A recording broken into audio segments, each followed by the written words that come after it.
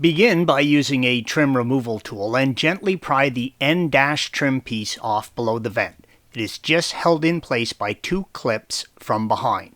Red arrow. Open the glove box and the cup holders. Use a thin screwdriver or a 2mm Allen and using the access holes in the glove box to release the retaining clips on the cup holder. Red arrow. There is one on each side. You want to gently push up. As the clips release, pull the cup holder out a little. Once you have both sides free, you can simply pull the cup holder straight out from the dash. With the cup holder removed, you can see the clips you are going to be releasing. Red arrow. There is one on each side.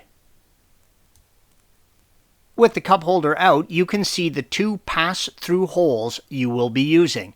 Installation is simply pushing the holder back in until you hear it click in place.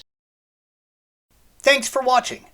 Be sure to subscribe to our channel and check out another video in this series.